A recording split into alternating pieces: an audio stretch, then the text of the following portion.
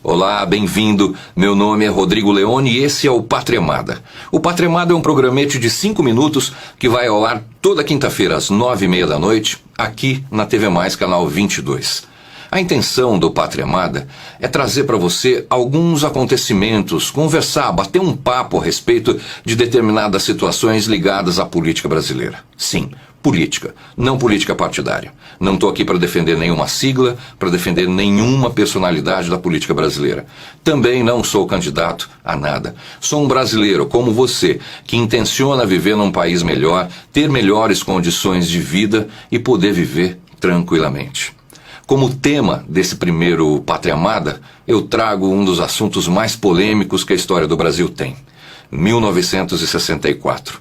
Muitos dizem que foi golpe em 1964. Será que foi mesmo?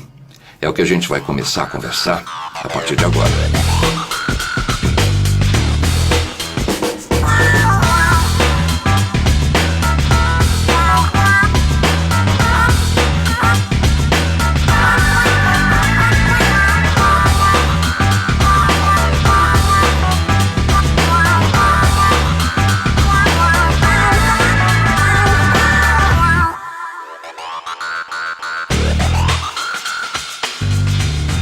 O momento político que antecedeu o dia 4 de abril de 1964, dia em que o Congresso Nacional declarou vago o cargo de presidente da República, porque o nosso presidente João Goulart fugiu do país, não era nada tranquilo.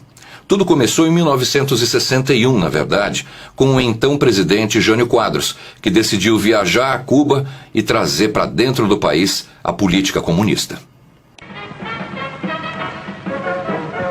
Desembarca em Havana, capital de Cuba, o senhor Jânio Quadros, sendo recebido no aeroporto por grande massa popular, fotógrafos, cinegrafistas e jornalistas. Fidel Castro, valoroso líder revolucionário de Cuba, apareceu no aeroporto a fim de recepcionar a comitiva de brasileiros em visita à sua terra, agora liberta do jugo ditatorial de Batista. Jânio e Fidel falaram às rádios de Cuba. Manteve ainda o líder cubano animado bate-papo com elementos da comitiva nacional. A confraternização foi das mais perfeitas. Olhado e admirado como um deus em Cuba, Fidel tem inspirado muita gente a fazer alguma coisa pelos desprotegidos. Pena que os outros fiquem apenas na inspiração. Em seguida, Jânio Quadros decidiu condecorar o comunista Che Guevara com a mais alta comenda do governo brasileiro: a Gran Cruz da Ordem Nacional do Cruzeiro do Sul, declarando que o comunismo estava realmente se fixando em terras brasileiras. O Partido Comunista do Brasil havia fechado parceria com o governo de Fidel Castro para que tropas revolucionárias brasileiras fossem treinadas pelo Exército Revolucionário Cubano. Demonstrações claras de que o Brasil viria a se tornar um país comunista e ditatorial como Cuba. A sociedade reagiu imediatamente. Jânio renunciou uma semana depois. Em seguida, uma série de acontecimentos tornou a sociedade brasileira refém.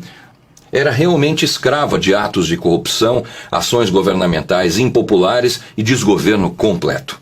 Junto disso, crescia no Brasil um movimento revolucionário sem precedentes. Esse movimento tinha como objetivo tomar o governo através do terrorismo e da força. As Ligas Camponesas de Francisco Julião e o Grupo dos 11 de Leonel Brizola, entre os outros 29 grupos, eram os que mais atuavam no Brasil e espalhavam o terror. Eles invadiam propriedades, destruíam tudo que tinha, roubavam o que podia ser roubado e quem se opunha a eles morria. Aqui a gente já consegue traçar um paralelo entre o que aconteceu no passado e o que acontece hoje. Nós temos um governo reeleito, seu partido mergulhado em corrupção, em denúncias para todos os lados, todo dia praticamente tem alguma coisa nova, e que sustenta um grupo ou apoia um grupo paramilitar, que é o Movimento dos Trabalhadores Sem Terra, o MST. Logo que Jânio Quadros renunciou, quem assumiu o cargo de presidente da República foi um deputado chamado Ranieri Mazzilli. Em seguida, ele transferiu o governo brasileiro para uma junta militar. Então chegava ao poder o presidente Castelo Branco, dando início ao período de governo dos presidentes militares no Brasil. Com o presidente Castelo Branco no poder e os militares donos da situação, restou aos comunistas, ou pelo menos parte deles, se exilar, sair do país. Muitos foram para o Uruguai. Até esse ponto, a sociedade brasileira não tinha nenhum tipo de problema com o governo militar.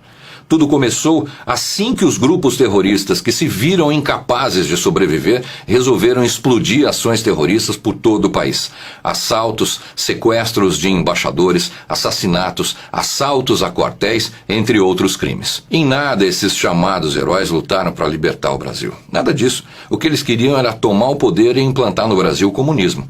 Eles queriam pegar o povo brasileiro, as terras, o dinheiro, o ouro, o nosso espaço e aqui construir a grande pátria comunista, como é Cuba, como é Venezuela e como é Bolívia. Se hoje surgir um grupo contra-revolucionário ou um grupo chamado terrorista, golpista, como está sendo dito pelo governo brasileiro, é lógico que eles vão reprimir, caçar, prender e tirar do país essas pessoas. O que a gente vê é que existe uma romantização do que aconteceu. As pessoas que antes explodiam bombas, matavam pessoas, se tornaram heróis hoje. Hoje, eles são donos da nossa liberdade, eles são donos do direito de tudo que a gente pode reivindicar na sociedade. Golpismo é viver de corrupção e tentar calar a boca do povo brasileiro. Ditadura é o que nós vivemos hoje. Eu vou dizer para vocês apenas uma coisa. E eu quero que a imprensa publique. Eu quero paz e democracia. Mas se eles não querem, nós sabemos brigar também. Sobretudo quando o João Pedro Estéreo colocar o exército dele do nosso lado. Um abraço, gente! Golpe em 1964. Até a próxima semana.